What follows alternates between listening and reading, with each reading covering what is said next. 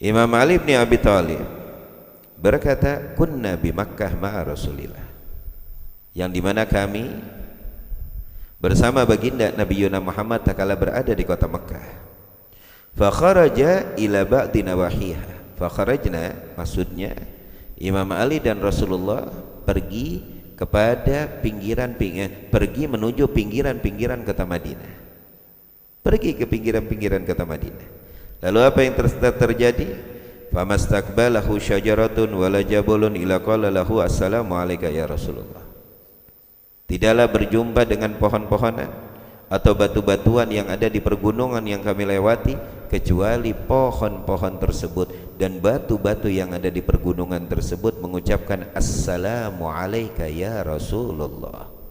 Allah mengucapkan salam kepada baginda Nabi Yuna Muhammad sallallahu alaihi wa alihi wasallam. Nah, disinilah sir rahasia yang sangat luar biasa, yang dimana Rasulullah itu lambang rahmat terbesarnya Allah, yang telah difirmankan wa ma arsalnaka illa rahmatan lil alamin. Tidaklah kami utus engkau wahai Muhammad, kata Allah, kecuali rahmat, anugerah, kasih sayang terhadap alam semesta. Masuk di dalam kata alamin al-jamadat, benda-benda mati pun mendapatkan rahmat junjungan besar kita Nabi Muhammad. Maka tidak ada makhluk yang Allah ciptakan kecuali mengenal siapa Rasulullah. Tidak ada makhluk yang Allah ciptakan kecuali mengenal siapa junjungan besar kita Nabi Muhammad sallallahu alaihi wa alihi wasallam. Wa an Jabir ibn Samrah anhu, dari Rasulullah sallallahu alaihi wasallam, inni la a'rifu hajaran bi Makkah kana yusallimu alayya gila innahul hajarul aswad. Yang dimana dari Sayyidina Jabir ibn Samrah, junjungan besar kita Nabi Muhammad berkata, inni la a'rifu hajaran bi Makkah kana yusallimu alayya. Aku sangat mengenal dengan detail ada salah satu batu di kota Mekah Al-Mukarramah yang selalu mengucapkan salam kepadaku. Lalu sebagian mengatakan bahwa batu yang dituju oleh Nabi di dalam perkataan tersebut yaitu Hajarul Aswad, Hajar Aswad.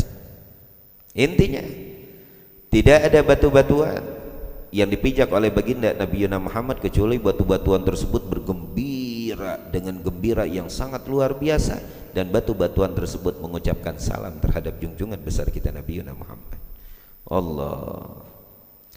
Wa an Aisyah radhiyallahu anha lamastaqbalani Jibril alaihi salam birisalah ja'altu la amuru bihajarin wala syajarin ila qala assalamu alayka ya Rasulullah. Diriwayatkan oleh Sayyidatuna Aisyah radhiyallahu anha wa arda'anna biha, lamastaqbalani Jibrilu alaihi salam birisalah ja'altu la amuru bihajarin wala syajarin ila qala assalamu alayka ya Rasulullah. Yang dimana takala wahyu datang kepada baginda Nabi Muhammad melalui malaikat Jibril, takala aku mendapatkan wahyu. Takala wahyu tersebut disampaikan oleh Jibril kepadaku, apa kata Nabi?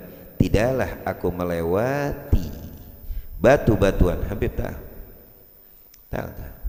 Tidaklah aku melewati batu-batuan dan pohon-pohonan setiap aku berjalan kecuali mengucapkan assalamu alayka ya Rasulullah, kecuali mengucapkan assalamu alayka ya Rasulullah. Itu pertama kali Nabi Muhammad mendapatkan wahyu. Gak ada batu, gak ada pohon kecuali mengucapkan salam kepada junjungan besar kita Nabi Muhammad. Allah. Wa an Jabir ibn Abdullah lam yakunin nabiyyu sallallahu alaihi wasallam yamuru bihajarin wala syajarin ila sajada lah. Diriwayatkan pula oleh Sayyidina Jabir ibn Abdullah, tidaklah ada batu-batuan, tidaklah ada pohon apabila dilewati oleh baginda Nabi Muhammad kecuali batu-batuan tersebut dan pohon tersebut sujud alias menukik ta'dziman wa takriman li Muhammad, menghormati baginda Nabi Muhammad. Dan itu terjadi sebelum Nabi Muhammad dibangkitkan menjadi nabi. Tak kala Rasulullah pergi untuk berdagang dengan pamannya Abu Thalib. Tak kala itu baginda Nabi Muhammad berumur antara 10-12 tahun. Belum dapat wahyu, belum datang malaikat Jibril, belum dibangkitkan menjadi nabi. Tak kala sampai di pertengahan jalan, seorang Buhairah, ulama ahlil kitab ya, yang memahami Injil seutuhnya, melihat ada seorang anak kecil yang telah duduk di salah satu bebatuan, lalu pohon yang ada di belakangnya menikuk sujud, menaungi Rasulullah supaya tidak tersengat oleh matahari. Lalu dipanggil, diundang ya Abu Thalib oleh Buhairah tersebut, ulama ahlil kitab tersebut. Lalu ahli kitab tersebut berkata kepada pamannya, irji ila Makkah, kembalilah engkau ke Mekah, ajak anak tersebut, karena aku melihat di kota Syam al-Yahudiyin ya, orang-orang Yahudi sudah menunggu untuk mencelakai bahkan membunuh anak tersebut. Yang artinya apa? Karena dia membaca di Injil aslinya bahwa akan duduk di tempat tersebut, lalu pohonan di belakang akan menukik untuk menghalangkan sengatan matahari, yang dimana itu Nabi akhir zaman. Allah hakadal isyarah yang sangat luar biasa, yang menunjukkan kemuliaan junjungan besar kita Nabi Muhammad. Dan begitu pula di gunung ya, di gunung-gunungan yang ada. Tak kala Nabi Muhammad berjalan di atas gunung Uhud, Nabi Abu Bakar wa Umar, lalu bergetar ya gunung tersebut. Gunung kalau di Indonesia gunung bergetar apa artinya? Apa artinya? Gempa.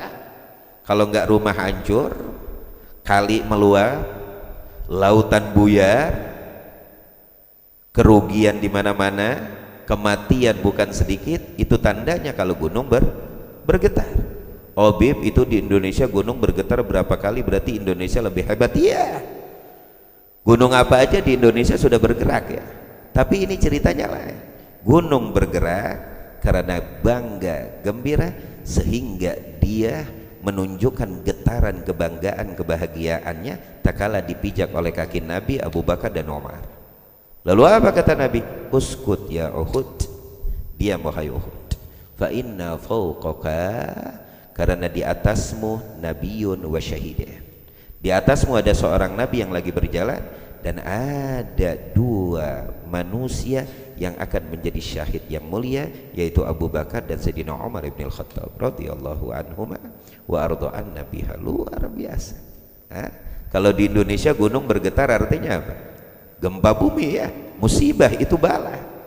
Tapi gunung Uhud tak kalah bergetar, bergembira karena dipijak oleh orang-orang yang mulia. Maka di sini menunjukkan bahwa setiap daerah, setiap kampung, apabila ada orang-orang solehnya, beruntung kita, beruntung kita. Karena adanya orang soleh, penangkal bala dan musibah datang yang akan Allah turunkan.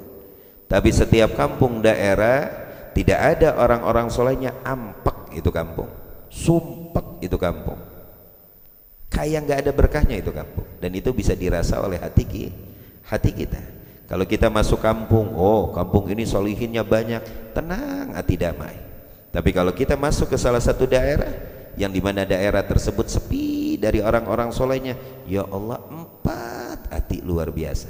Contohlah, berapa banyak perumahan-perumahan yang begitu istimewa ya, yang luar biasa canggihnya, indahnya luar biasa. Tapi tak kala kita masuk ke situ, serasa kita di kuburan, bukan menikmati berhadirinnya. Nah, ini menunjukkan bahwa kehadiran orang-orang soleh di kampung kita, di negeri kita, ini membawa berkah dan rahmat yang sangat luar.